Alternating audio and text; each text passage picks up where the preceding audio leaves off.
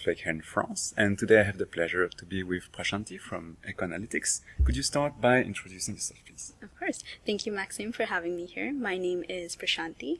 I am one of the product managers at Eco-Analytics. To give you a bit of history, I started at Eco about 3 years ago, first starting with our Places product and now recently transitioning over to our Shapes product. Okay, it's a pleasure to be here with you today. Thank you. Could you tell us a bit about what you do at Eco-Analytics? Sure, yeah.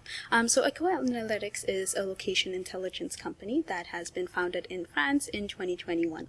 Our major mission is basically to enable organizations to evolve faster by making the world easier to understand.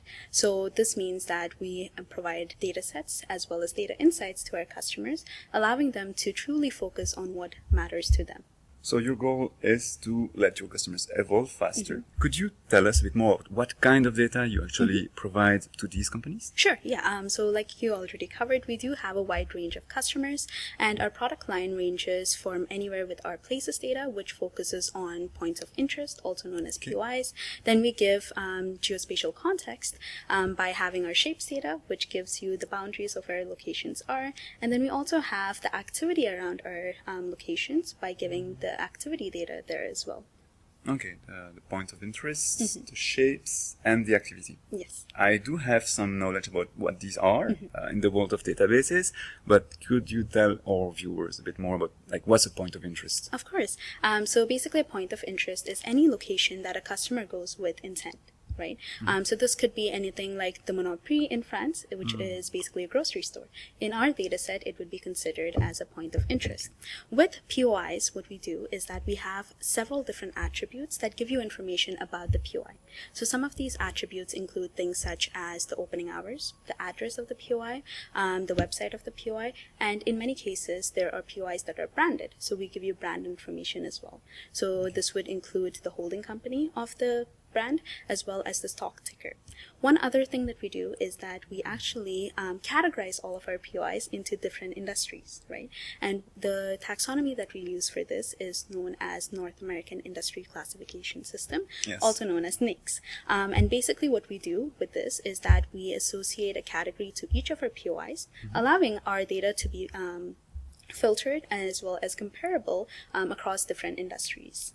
To give you a bit more insights on the scale of the data sets that we do work with, we have over 83 million POIs globally. That's something I wanted to ask. 83 millions of that. Yes. We also have about 18,000 brands that we manage on a regular basis. So as you can see, our data set is quite large. Yeah. And in order to be able to manage such a large data set, we have implemented a lot of machine learning algorithms that help us with deduplication, brand matching, and other transformation processes that ensure that our data at the end of the day is really high quality and is something that customers truly find beneficial. In addition to this, one of the things that we focus a lot on at Eco is the quality as well as the integrity of our data. And in order to do this, we have implemented confidence scores that allow us to constantly evaluate our data sets with pillars such as geolocation, the geometry, as well as freshness. So basically, we continuously monitor these metrics to ensure that our data is of high quality and it's refreshed on a regular basis so that our customers truly can understand the changes that happen in the world. That's actually amazing. So it's not only the geographical data, it's also all the dimensions that goes around it, as well as the data quality checks. Exactly. They know they can trust it. It's an issue that I encounter a lot with customers here, that how do you trust your data if it's 4 years old or 5 years old and people move.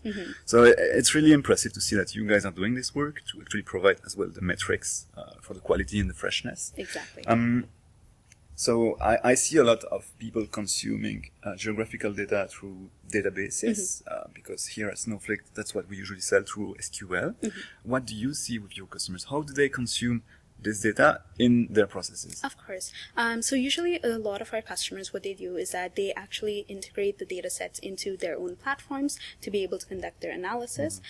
Or there's a lot of our customers who use data visualization platforms or data analytics platforms such as Kepler or Power BI to be able to do the analysis.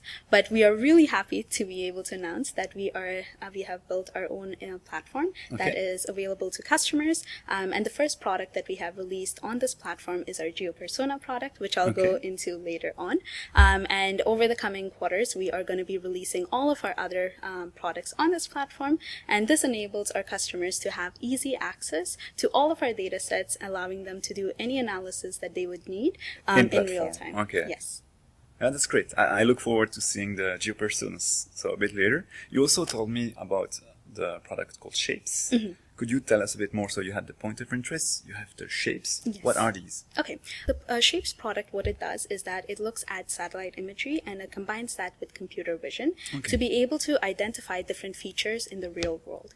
Right now, our focus is on building footprints, so basically outlining all of the buildings in the world. So we can look at any area of interest and be able to kind of draw out the outlines using machine learning to be able to get this. And to be able to tie it back to our Places product, before we know exactly where a place was. But now we'll be able to know exactly within which building a POI is located, as well as the boundaries in which the POI is located. Okay, so it's not only the place, but it's the context around that place. So if you have several POIs in a mall, for example, where you have like 50 shops, you can give the context around these places. Do you also provide information about the way people or customers behave, for example, in malls or around these POIs? So we do give information about the way that people behave with our activity product. And basically what our activity product does is that it aggregates mobility data to be able to understand customer journey as well as interactions with the real world. So what does that exactly mean? So within our activity product, we have several sub-products. The first one being the location activity itself. So what is the footfall around a specific POI, as well as how many individuals are going to a specific POI and how many visits are there. So this gives you context about like what does a location look like and how busy it looks like, right? Then we have our customer journey product, right? So a customer journey product provides our customers with the ability to understand where their customers go to before and after visiting their POI or any POI in particular. Then we can also take this one step further by actually knowing where the customers who come to their POI live and work. So that way you're able to understand where your demographics are. Okay, so you have the footfall, you have the activity, and then besides that, beyond that, you also have like the reach of a particular place. Yeah. And one other thing that I like to highlight is that we always like challenging ourselves, and we have recently released our new product, which is our GeoPersona product. So the GeoPersona product provides insights on the locations where we have a high affinity to a specific interest segment or a brand. So what does that exactly look like? For the city of Paris, we would be able to let you know which zip code has the most fashion lovers. Or if you want to know where the most number of McDonald's lovers live, we can give that information to you based on our GeoPersona product. Oh, that's the GeoPersonas. Okay. Okay, based on the habits of particular consumers, you trace where they're located geographically. But that starts to become a lot of different products. Yes. With the POIs, the shapes, the activity-based products. Do these work together? Can you join them in an analysis? Yes, we can. But before we go on to that, one thing that I'd like to say about our activity product is that all of the activity products that we have is GDPR compliant and non-PI. Because at Echo, we take a huge emphasis on privacy, and that is one of our core pillars. So now going on to your question about, like, can we relate all of these products together? Of course we can. So basically, our products can work individually, or it has a symbiotic relationship in our product ecosystem, right? So we can provide our customers with a 360-degree view by layering all of the different data insights that we get from our different products. Okay. You're able to layer them to one single view, basically, and see the different POIs with the activity around them, the way customers behave. But it's not something where you can drill down to the individual consumer level. Of course not. Everything is aggregated just to make sure that we are focusing on privacy, which is one of our core pillars at Echo. I see. Could you actually show us how it works? I'd like to course. see it, how it has helped the customer. So if you have a concrete example of how the customer who was having issues with the analytics and how they use your products to improve the way that they analyze? Of course. So basically what we had was a sporting goods retailer, and they wanted to be able to analyze why some of their stores were underperforming while others were overperforming. And they also wanted to be able to know, like, where are there new opportunities for store expansion, right? And the reason that they wanted to know why some of them are underperforming and why some are overperforming is because they wanted to be able to replicate the successes from the overperforming stores and address any issues that they had with the underperforming stores. So in order for us to be able to assist them with this, we had combined several of our different products together and being able to give them the insights that they truly desired to be able to make the changes and see the outcomes of that. So what I can do now is that I can show you a demo of basically how we were able to help the customer solve the issues that they had using the different data sets. Yes, I love that. Perfect. So let's start off with the POIs. So we know that our customer had 4 different POIs in the city of Paris, and we've mapped all 4 locations here. And as you hover over each of these locations, you can see information associated with the POI. So in this case, we see the POI name, and we can see attributes from our Places product, which include things such as the categorization that I had talked about. So here we know that this POI belongs to the retail trade category. And with the NAICS taxonomy system that we have, we can give up to 5 tiers of data. So as the tiers increase, the granularity of the category keeps on increasing as well. Okay, so within retail trade, you would have grocery stores or like department stores and things like that as well. So as the granularity increases, we know exactly which category it belongs to. And then we have our activity product come in here as well, starting with the date range. So basically, our analysis can be performed over a month, over a quarter, over a year, so it can be aggregated at different levels. So in this case, my customer wanted to understand what's happening in the month of August specifically. And then after that, you can see the footfall around the POI being 500,000 people. And then you can also see the unique visitors that this specific POI had in that month of August, as well as the number of visits that were there in that month. One thing that I'd like to highlight is the fact that we have the unique visitors and the visits. Right? So the unique visitors are all of the individuals that have visited the POI, but each unique visitor can have multiple visits. So that's why you see there being more visits than the visitors themselves. Eventually, the customer would be able to relate that with purchases as well as the other behaviors that happened in this particular store, in this case. Yeah, so they would need to integrate it with other data sets, for example, transaction data on their side, to be able to gain all of these additional insights. So again, as we have all of our different POIs here, we can see how the footfall as well as the visits and the visitors change for each of these POIs. One thing that I've done here is that you can actually see which POIs have a large number of visits based on the gradient of the POI. So anything that is a darker green indicates that we had a higher number of visits. So in this case, we had 100,000 visits. But if we look into some of the lighter colored POIs, we see that this one only had 10,000 visits. Okay. Right. So now that we know exactly what where our POIs are, as well as what the activity around those POIs are, let's take a look at the catchment area that we had talked about. So here I have drawn my catchment area for this specific month. What exactly is a catchment area? A catchment area is the area within which you are able to attract clients to your specific POI. So in this catchment area, we are able to draw these boundaries based on the home and work location of the visitors that visited that specific POI. I see. So that's how you draw it. It's not based on geographical properties per se. It's based on who is actually visiting this POI. Exactly. Okay. So here, let's take a look at our home location first. I'm just going to update this to home. 1%. Okay. So as we go here, what we can see is that from all of the visitors that have visited this specific POI, we can see that approximately 26% of the visitors actually live within this area. And as we go into the different hexagons that we have here, we can see how many of our visitors live in each of these areas. That's amazing. So that's the way that you protect also personal information. You aggregate them with these hexagon grids. Yes. So we're not giving exactly precise addresses, but we're giving an area. So that way all of the information is protected. I see.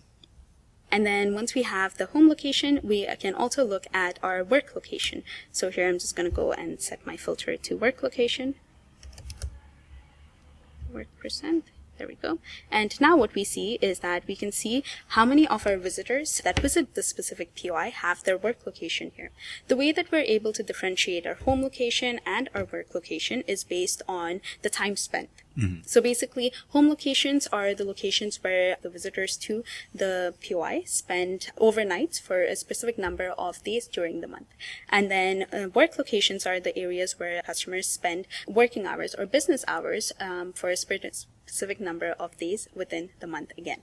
And I'm sure this would, of course, influence the performance of the retail locations depending on what they're selling. Exactly. Right? There are things that you want to buy just after work. There are things that you want to buy for personal use. Depending on that, you might want to have different locations. Exactly. And this is why the home and work locations are really important for our clients, because a lot of our clients are actually interested in targeting customers that actually live in the same area as the POI, because individuals are more likely to go and visit a POI when it's in close proximity to where they live, as compared to traveling across the city to go and visit a POI. Of course. And so now that we know where our catchment area is, let's take a look. So our customer wanted to be able to better understand why are some of these stores overperforming while others are underperforming. And this is where our GeoPersona product comes in play. So with our GeoPersona product, what we're doing is that we can help identify the specific zip codes where we have a population that is more interested in a specific segment. So in this case, because we're talking about a sporting goods retailer, the segment that would be highly applicable here People is who enjoy sports and who want to be active. Exactly. Okay. So basically here, what we can do is that we have a large list of interest segments, and in this one, we are selecting sports and fitness enthusiasts. Yes. And so now that we know that we are focusing on this specific segment, how exactly is the GeoPersona data going to be delivered to our clients? We do this by actually computing an affinity index, which actually indicates the interest level of the population within a zip code for a specific segment. So in this case, we are looking at sports and fitness. The traditional ways of being able to identify customer interest was basically using online browsing data. Right? So if an individual goes into a specific website, we assume that they have some sort of interest for that product or offering. Yes. However, the online behavior is very fragmented because of the fact that it might not be truly representative of an individual's actual behavior. However, with GeoPersona, what we're doing is that we are actually looking at physical locations and the visits that are made to those locations. And this ensures that we are actually deriving interest or intent based on what people actually do. The intent that you're able to compute is much more expressive than what you would get online, right? Because online you would just browse anything. Yeah. But when you actually go to a location, it's much stronger intent. Exactly. I see. Yeah. So now let's talk about how exactly do we deliver this data to our customers. So with GeoPersona, the first thing that we calculate is a affinity index. An affinity index is basically the interest that a population within a zip code has to a specific segment. Right? Okay. So because we are dealing with a sporting goods retailer, the interest segment that they would be looking at is mostly going to be sports and fitness enthusiasts. Yes. Right? Because those are the individuals that are most likely to come and require sporting goods. Right? So once we have identified our segment, what we need to do is that we need to compute a benchmark. And then we compare the behavior of each of the zip codes against this benchmark. Okay. And here, what we have done is exactly that. So as you can see, we have all of the different indexes for the city of Paris. So anything that is of a lighter color is basically showing an area where there's not that much interest from the population for sports and fitness. Yes, I see. However, if you look at a darker colored region such as this one, or let's say the 12th arrondissement in Paris, we see that an index value of 3.05. This means that the population within this region are 3 times more interested in sports and fitness as compared to other regions. On average, everyone would be 3 times more likely to go to a location related to sports. Yes, I exactly.